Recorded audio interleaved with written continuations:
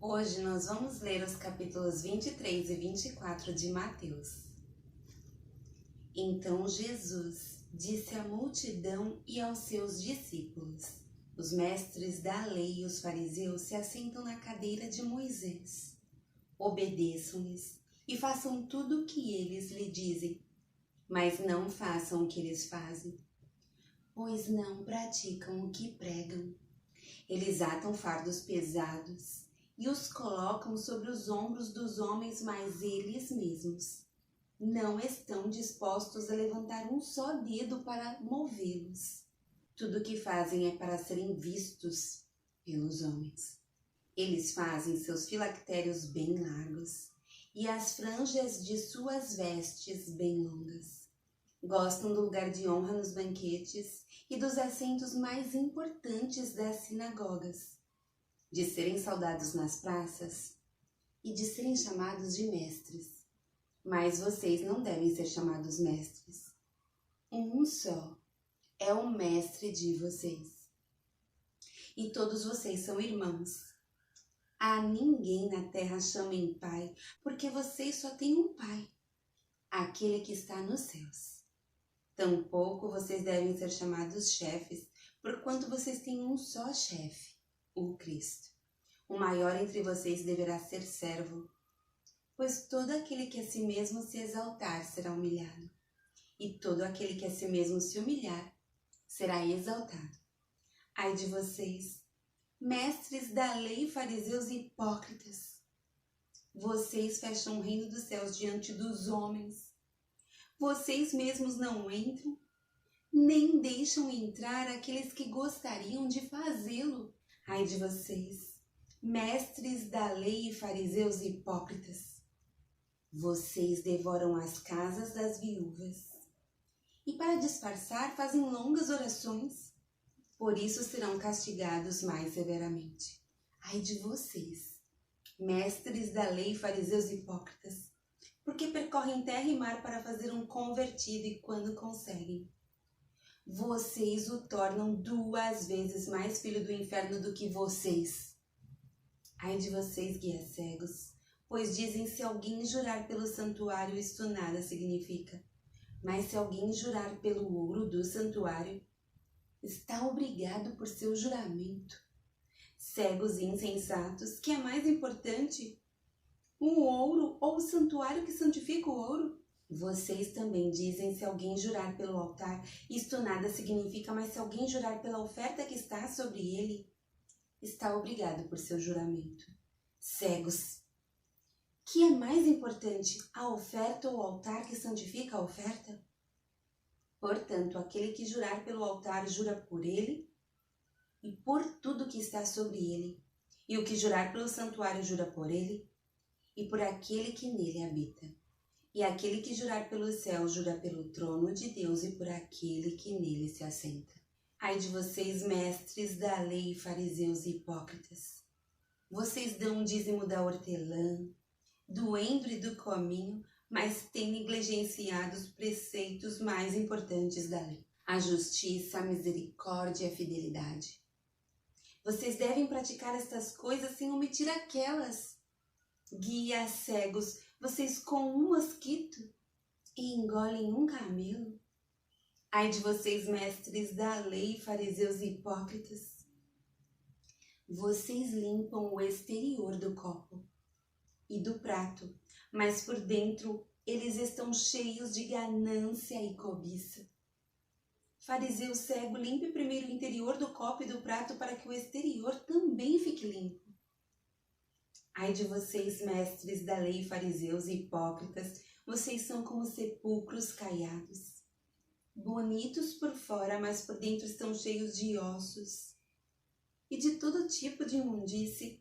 Assim são vocês. Por fora parecem justos ao povo, mas por dentro estão cheios de hipocrisia e maldade.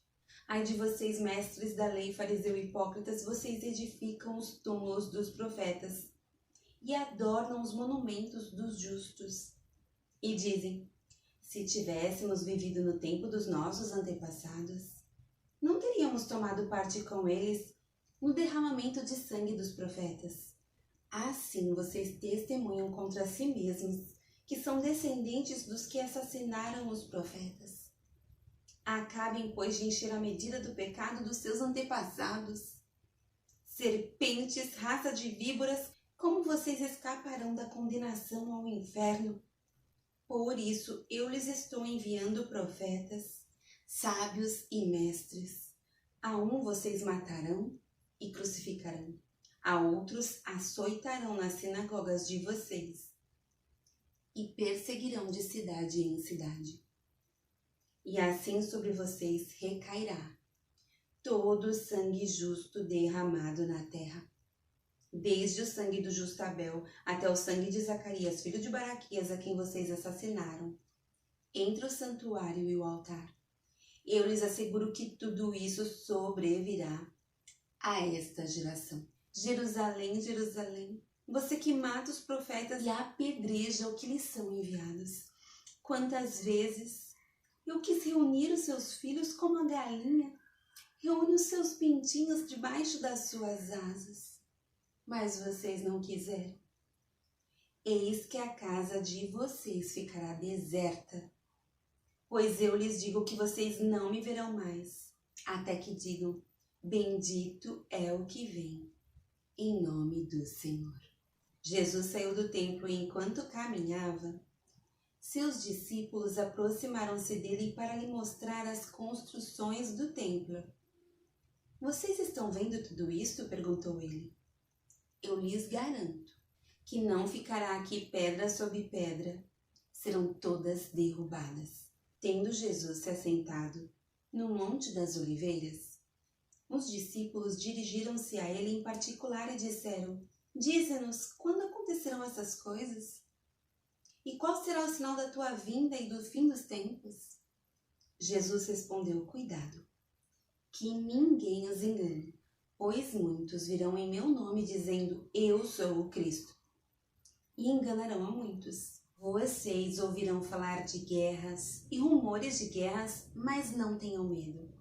É necessário que tais coisas aconteçam, mas ainda não é o fim. Nação se levantará contra nação e reino contra reino.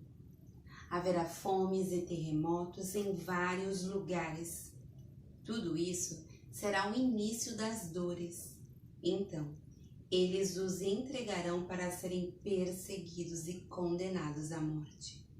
E vocês serão odiados por todas as nações por minha causa. Naquele tempo, muitos ficarão escandalizados, trairão e odiarão uns aos outros. E numerosos falsos profetas surgirão e enganarão a muitos. Devido ao aumento da maldade, o amor de muitos se esfriará.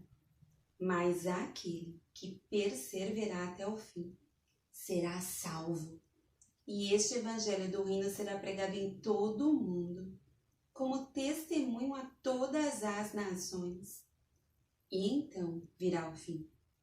Assim, quando vocês virem o sacrilégio terrível, do qual falou o profeta Daniel no lugar santo, quem lê entenda.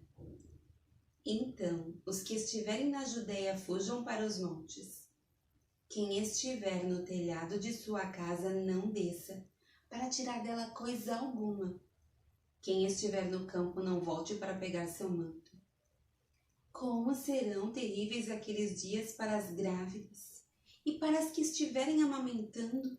Orem para que a fuga de vocês não aconteça no inverno nem no sábado, porque haverá então grande tribulação como nunca houve desde o princípio do mundo até agora, nem jamais haverá. Se aqueles dias não fossem abreviados, ninguém sobreviveria. Mas por causa dos eleitos, aqueles dias serão abreviados.